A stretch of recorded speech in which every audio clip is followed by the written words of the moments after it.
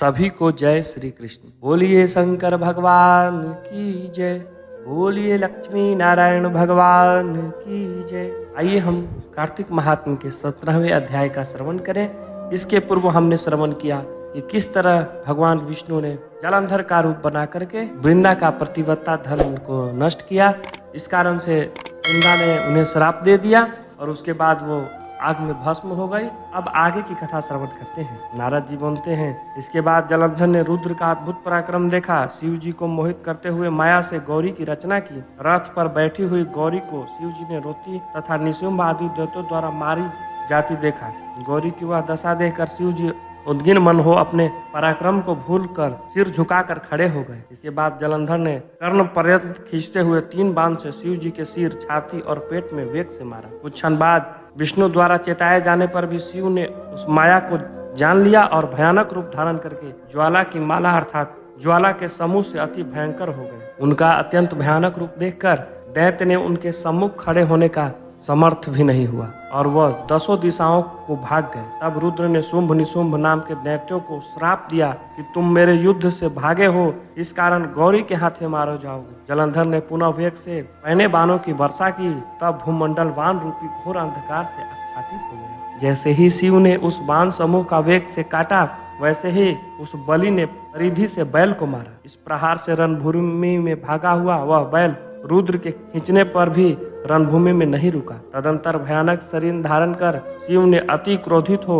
सूर्य के समान तेजस्वी सुदर्शन चक्र का वेग चलाया। आकाश और पृथ्वी को प्रज्वलित करते हुए उस चक्र ने वेग से पृथ्वी तल पर गिरकर बड़े विशाल नेत्र वाले जलंधर के सिर को शरीर से अलग कर दिया। जलंधर का शरीर पृथ्वी को शब्दमयान करता रथ से गिर गया और देह से जो तेज निकला सो रुद्र में लीन हो गया। वृंदा की देह का जो तेज था वह गौरी में लीन हो गया। तब ब्रह्मादिक सब देवता हर्ष से प्रफुल्लित हो वे शंभु को प्रणाम कर विष्णु का वृतांत कहने लगे। देवता बोले, हे महादेव, आपने देवताओं के शत्रु से उत्पन्न भय से आपकी रक्षा की है। इसके अतिरिक्त एक और भय उत्पन्न हो गया है, उसमें अब हम क्या करें? वह यह कि विष्णु वृंदा की सुंदरता से मोहित होकर वहीं अर्थात वृंदा की चिता भस्म में पड़े हुए हैं। रुद्र बोले, हे देवताओं, विष्णु का मोह दूर करने के लिए तुम शरण में जाने योग्य मोहिनी माया की शरण में जा, वही तुम्हारा कार्य करेगी। नारद बोले, ऐसा कहकर शिव जी सब गणों सहित अंतर्ध्यान हो गए और देवता मूल प्रवृत्ति अर्थात माया की स्तुति करने लगे। देवता बोले,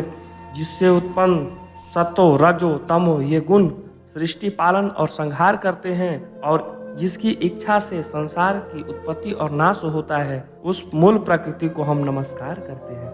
वह प्रकृति 23 भेदों की जाती है और संपूर्ण जगत में अधिष्ठित है, जिसके रूप और कर्मों को जानने से तीनों देवता भी असमर्थ हैं। उस मूल प्रकृति को हम नमस्कार करते हैं, जिसकी भक्ति से युक्त पुरुष सदा दारिद्र्य भय मोह और तिरस्कार आदि को नहीं प्राप्त होते हैं और जिसे भक्त प्यारे हैं, उस मूल प्रकृति को हम सदा नमस्कार करते हैं। नारद बोले, जो पुरुष इस स्रोत का एकाग्र मन से त्रिकाल पाठ करता है, उसे दरिद्रता मोह और दुख कभी नहीं स्पर्श करता। इस प्रकार स्तुति करते हुए देवताओं ने आकाश में स्थित ज्वाला से व्याप्त दिशाओं के बीच में एक तेज मंडल देखा। तेज मंडल के मध्य में सब देवताओं ने आकाश में विचरने वाली वाणी सुनी। शक्ति बोली, मैं ही 3 प्रकार से प्रकट होने वाली तीनों गुणों के साथ में स्थित हूँ, गौरी, लक्ष्मी और सरस्वती। इनके रज सत्व तम इन तीनों गुणों का आश्रय मैं ही हूँ। ये देवताओं, वहाँ जाओ, वे तुम्हारे कार्य करेंगे। नारद बोले, हे राजन,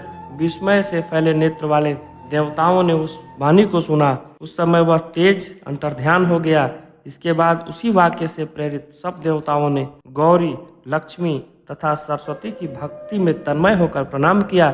इसके बाद भक्त, हे प्रिय, जिनको ऐसी उन तीनों देवियों ने देवताओं को प्रणाम करते देखकर उनके बीज दिए और कहने लगी। देवी बोली, इन बीजों को वहां जाकर बो दो जहाँ विष्णु बैठे हैं, इससे तुम्हारा कार्य सिद्ध हो जाएगा। नारद बोले, इसके बाद देवताओं और सिद्धों के समूह आनंदित हो वह बीज लेकर वहां बो दिए जहाँ वृंदा की चिता भूमि थी।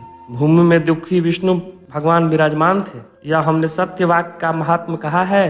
जो इसको कोई पढ़ेगा और सुनेगा वह स्वर्ग लोक को प्राप्त होगा। जो एकाग्रचित्त होकर सुनेगा उसको कभी भी विघ्न न होंगे और जो पुत्रहीन नर नारी सुनेंगे या पढ़ेंगे उनको पुत्र होगा। इस प्रकार 17वां अध्याय समाप्त हुआ। बोलिए लक्ष्मी नारायण भगवान की जय। बोलिए शंकर भगवान की जय।